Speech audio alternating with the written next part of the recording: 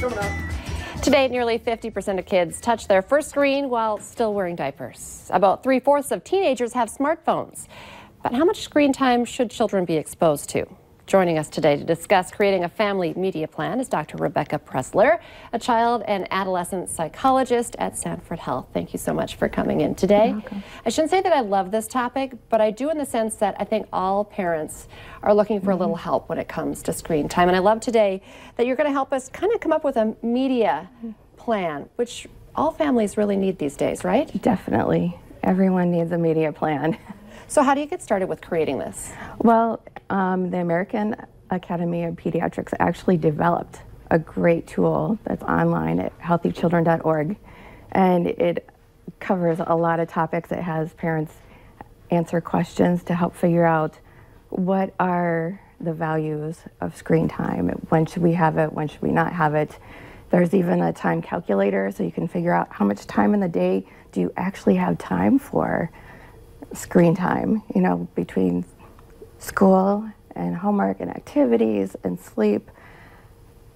I did this for my daughter, and it came out to the 2 hours, if she actually spent the time doing the stuff she's supposed to be doing, that she shouldn't have more than 2 hours of screen time per day. So, is that a pretty average amount for different ages, or does it vary? well, that's the recommendation that we give. We don't recommend more than 2 hours of screen time a day for kids. So you're realistic, though, too. I like that you're not saying Yeah. no screen time. You know, Exactly. Or, you know, we live in the media age. You just, in the commercial break, you were talking about this is the day and age. And there's a documentary that you're trying to bring to Fargo? Yes, Sanford Health is working in conjunction with Imagine Thriving to bring a documentary called Screenagers, which is great.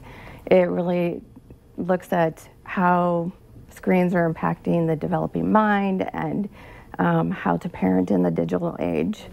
So as soon as we have details, okay, you'll share it with us. Yes. Okay, because I need to watch that. And so not only is it, you know, just frustrating for parents when you're trying to talk to your child and they're just on their phone, but you kind of touched on this. It can, you know, affect their developing brain. This for sure affects way more things than just ignoring their parents, right? Correct.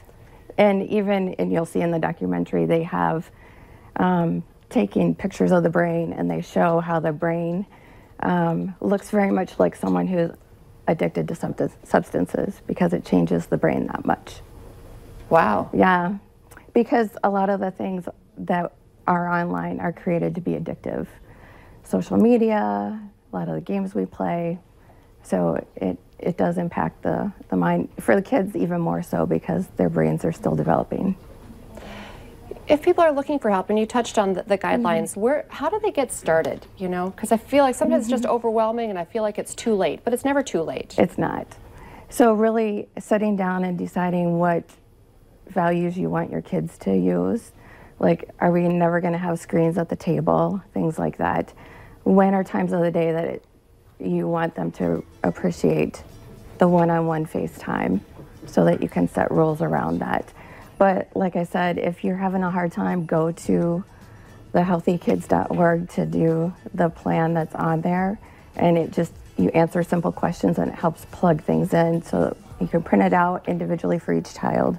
That's awesome. Yeah. I will make sure we get that link on our website, valleynewslive.com, and put it under the hot button, because I think a lot of parents need to get started, including myself. Thank you so much for coming in today. Stay with us. We'll be right back.